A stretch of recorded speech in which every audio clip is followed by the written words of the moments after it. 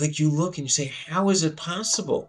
Like, how is it humanly possible that at the same time they did this? So I had this revelation. Had there been AI at the time, the AI would have been trained on 200, 300 years of Renaissance art. You would have gotten the Giovanni.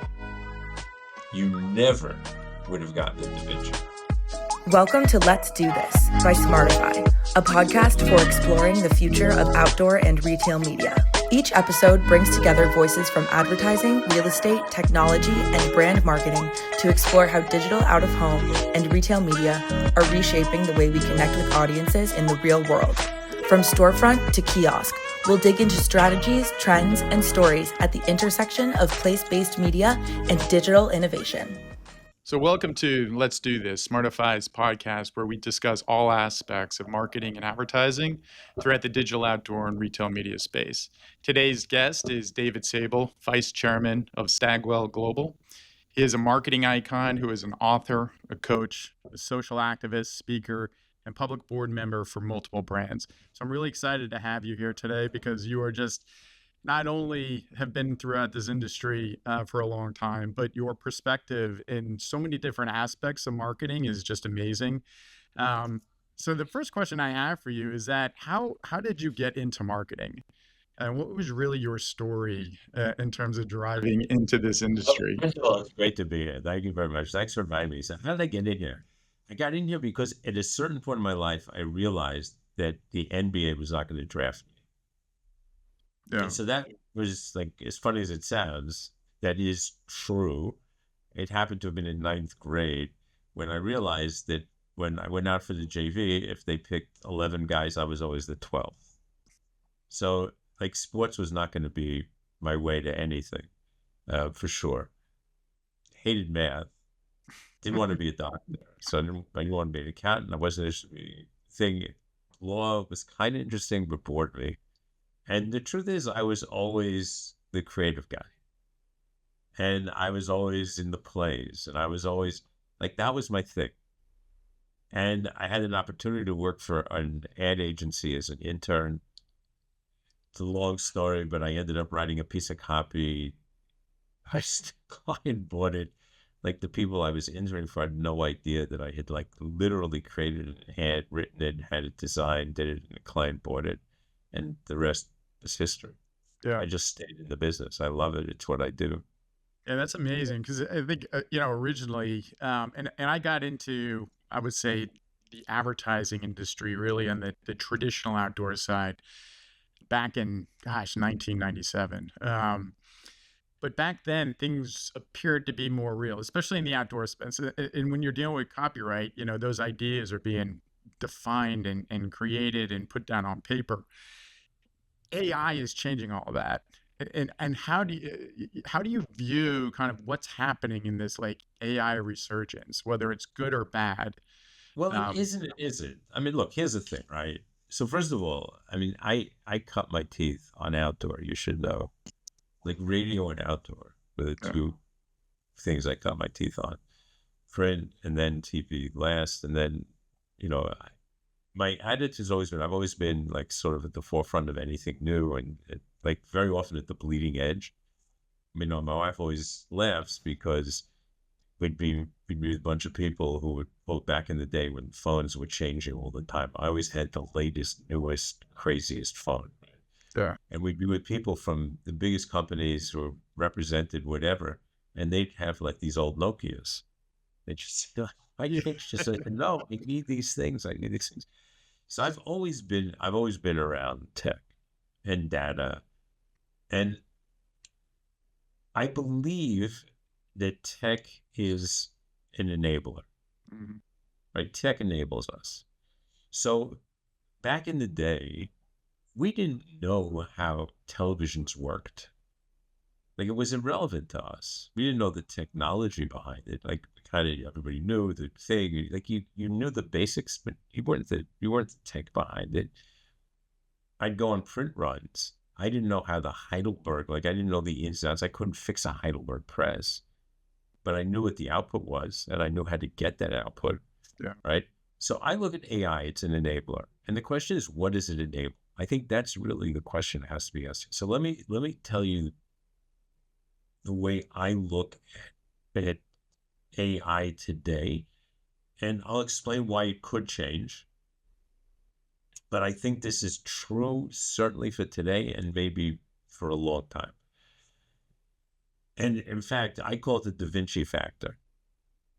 And I can tell you that Harvard uses it in my name in their first business case on AI, right? Because they found it a compelling argument. So here's the Da Vinci Factor. If you've ever been to Milan, you went to see the Last Supper. So you walk into the monastery, and if they're a good guy, they tell you to close your eyes when you walk in. And it's a long rectangular room, so you're sort of facing the shorter end, right? Like you're facing the width.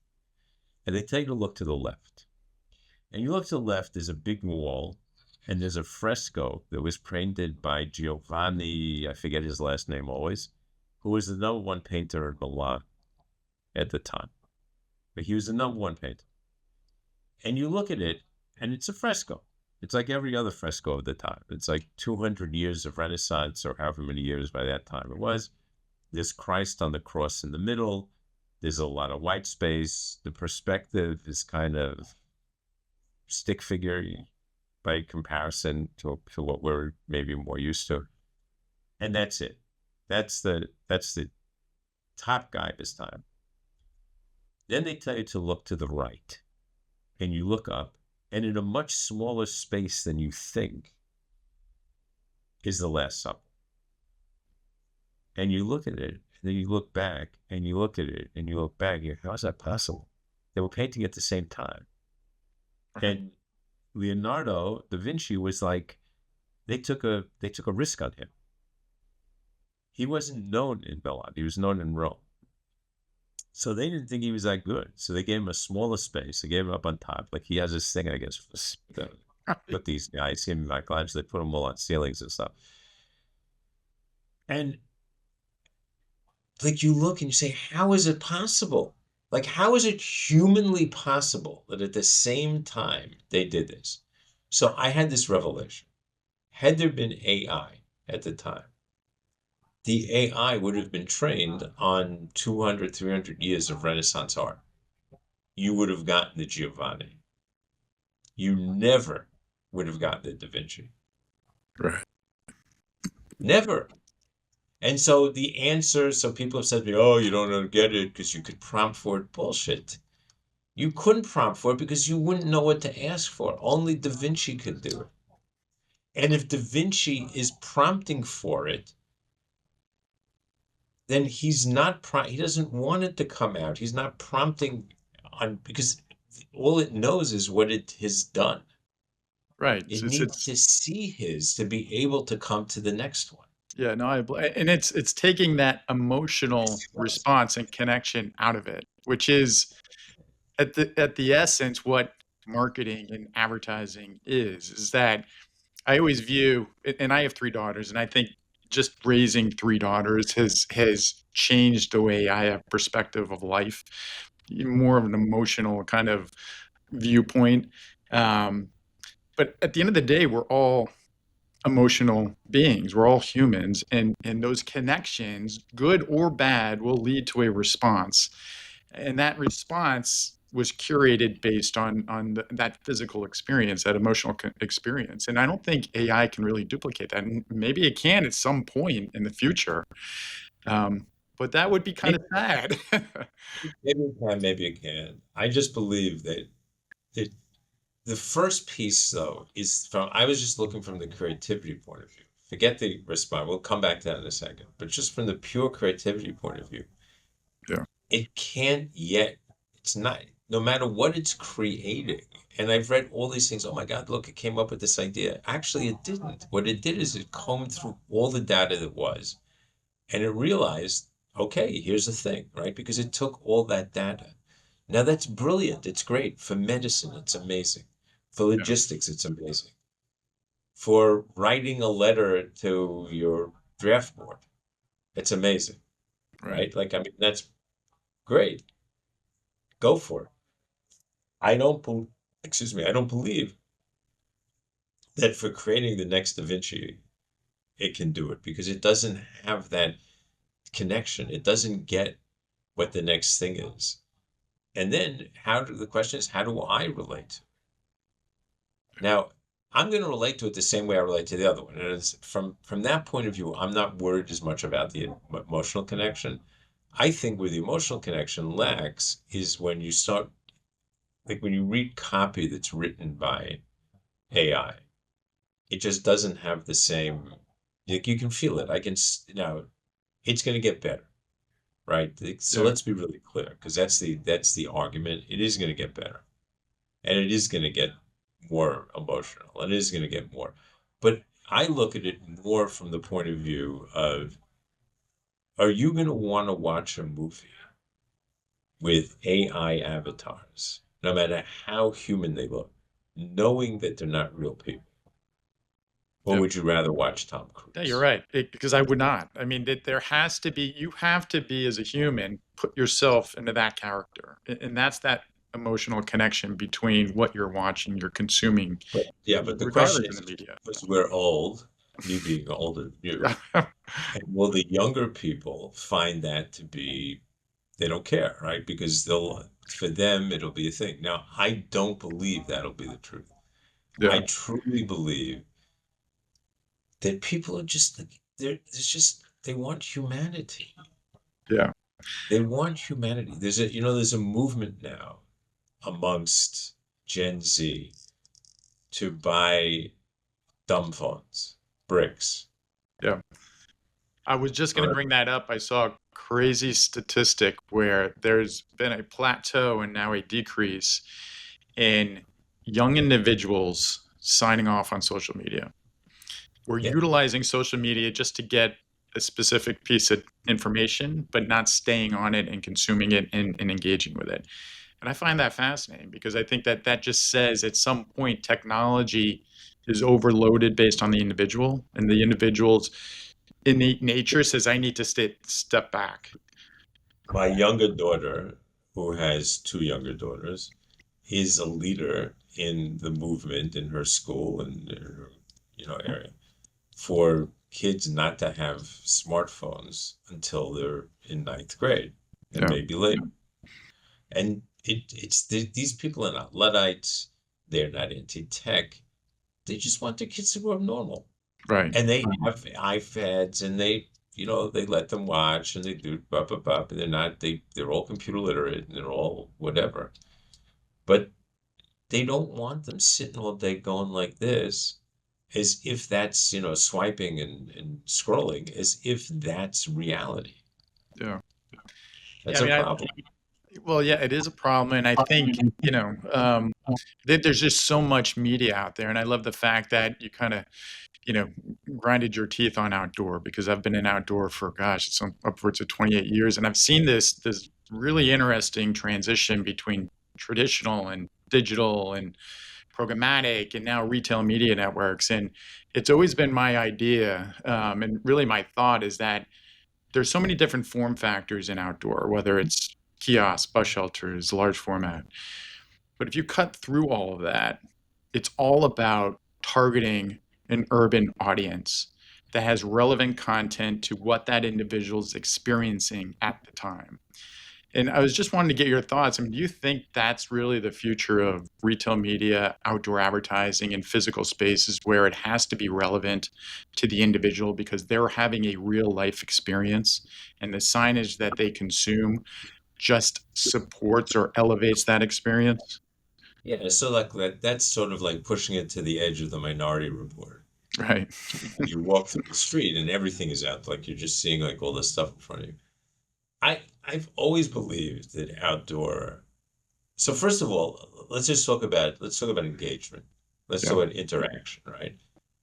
So I've always believed that outdoor was a much more interactive medium than anybody actually understood. Like you had to have studied it. I studied it, right? So when I came into the business, and so this is now like in the mid 70s, I guess.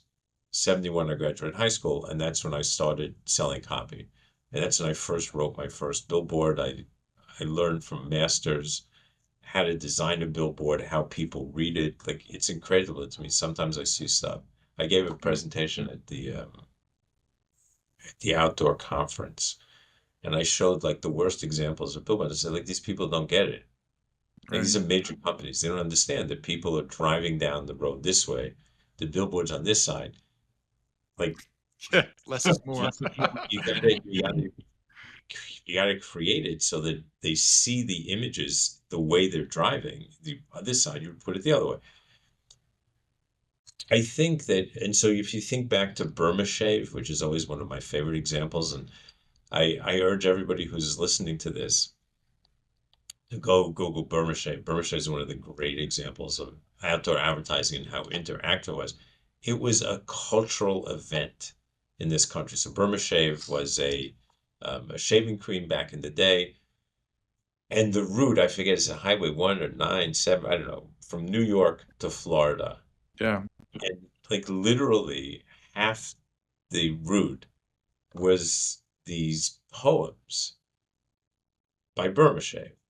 And so there'd be small like signs along the road, and each sign had another sentence from the Burma Shave poem. Yeah. And people looked for it. It became a thing. You know, you look at pictures of the Great White Way of Broadway in New York, Times Square, back in the 30s, and the famous camel Yeah, with the smoke. outdoor sign that blew smoke signs and other things. It's long before digital. Like people were thinking about this. They were thinking about how does it become interactive? How do I look at a sign and not just let it go by me, but stop me in my tracks so that I think that I interact with it in some way, you know?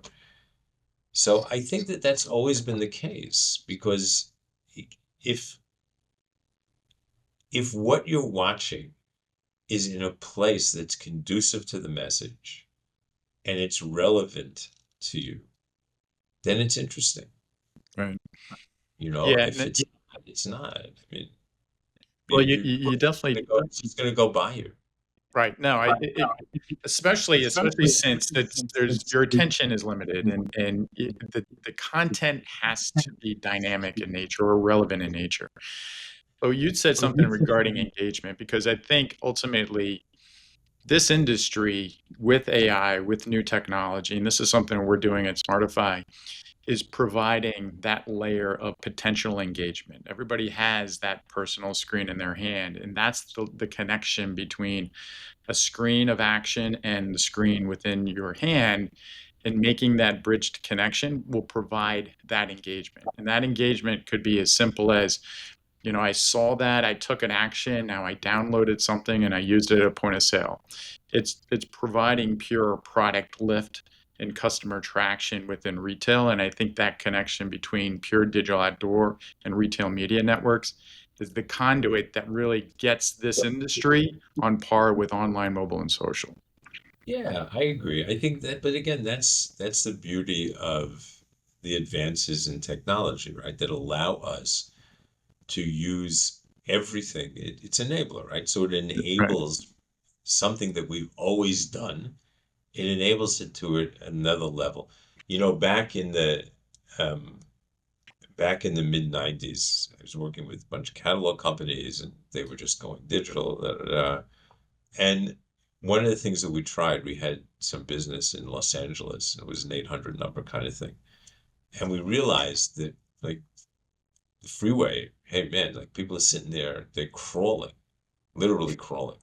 So we bought billboards and put the 800 number up on it Yeah. because we knew this is, this people were getting cell phones. Everybody now had a cell phone. You could order from your car, like whoever thought of that. Right. And it was very successful, right? It was great.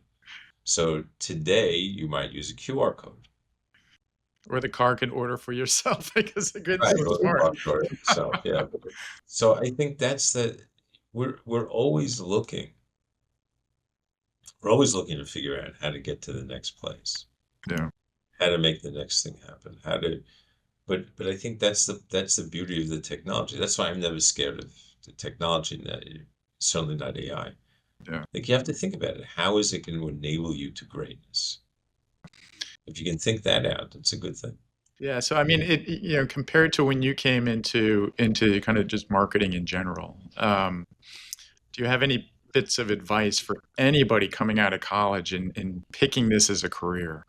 Because I think, becoming a marketer in this type of ecosystem where there is a huge amount of potential opportunity with omni-channeling, but writing content and creative for all different mediums is completely different, right? So it's like, do you have to wear multiple hats coming into this space now? So I'll tell you my answer to that. So first of all, look, everybody's going to learn. So you'll go take your marketing classes, you'll take your tech classes, just like we all used to, right? So now, but the question always comes, oh my God, should I learn AI? Should I learn digital coding? Should I learn? Sure. Like, okay, go do it. It's not going to make you a better marketer, make you more interesting, maybe give you more skills. But I'm not sure. Like, if I had learned the ins and outs of like fixing a Heidelberg press, I don't know that it would have made me a better user of that press because I was interested in the outcome. So I don't need you to be the coder necessarily, right? I can find plenty of coders. I don't need you to be the tech guy, plenty of tech guys. I need you to think. So I always say, if you want to go into marketing, here's where I would start. Read the Bible, the Quran, read Shakespeare, the Iliad, the Odyssey, read Harry Potter, Sherlock Holmes, I don't care. Go read all that stuff. And then ask yourself, why thousands, hundreds, and tens of years after they were written, are those stories still being told? They're being iterated in every possible channel. So the stories were told around campfires, then they were written down. Then all of a sudden we can print them and they're printed copies. Then I can put them in newspapers and I can serialize them. Then all of a sudden I can put them on radio. Then I can make movies out of them and plays. And now I can make digital content. Yeah. But it's the same stories. Well, Because yeah. those stories are what connect people. And if you can figure that out, that's what marketing is. Marketing is about connecting people. It's not about the technology. It's about how do you connect with people? How do you Right. connect your brand to a user? How do you connect your brand to a buyer? How do you connect your brand to a customer? That is it. Yeah, those are really good points because I always say is you can't learn compassion in a classroom or vision or passion or all of those, adjectives that make us emotional beings, I think is crucial. And that has to come out through marketing. And I think the more passion you have for a product or a brand or, anything, that's going to come out and that can't be duplicated by AI. So, and it Yeah. also comes out to all of those stories, and reading and and understanding kind of the history of humanity, I think has to be told and continued. So, I agree. well, we're coming up on time, so I really appreciate, this time we had together and the talking, and I really admire your career and what you're doing in this space. So I want to thank you for your time today. No, thank you for listening. And again, I think that from a certain point of view, outdoor is one of the oldest mediums, maybe the oldest. Yeah, I think You it know, is the oldest. It's like we start etching on rocks. you still find graffiti written into caverns, and my sense is, if you think back to the caves and the cave paintings and stuff, like that was it. It was early That outdoor. was early outdoor. That's really what it was. Like they were translating their feelings. They were translating what they wanted to show, and Yes. they put it up on the wall so that other people would see it. Like it was important for them to share Yeah, I that. love that because just as you said, true stories test the time. Um, Outdoor has tested the time of all mediums, and it's here to stay, and it's here to grow, and I think it's going to be amazing in terms of, It's better and better, and I think anybody that doesn't get that, yeah. wake up. Well, it's been a pleasure, David, and I appreciate it, and enjoy your rest of the week. My pleasure. You All too. right, thank you, Dave. I will. Thanks for tuning in to Let's Do This by Smartify. To learn more, visit us at smartifymedia.com and follow us on social media. Don't forget to subscribe to Let's Do This on Spotify or wherever you get your podcasts. We'll see you next time.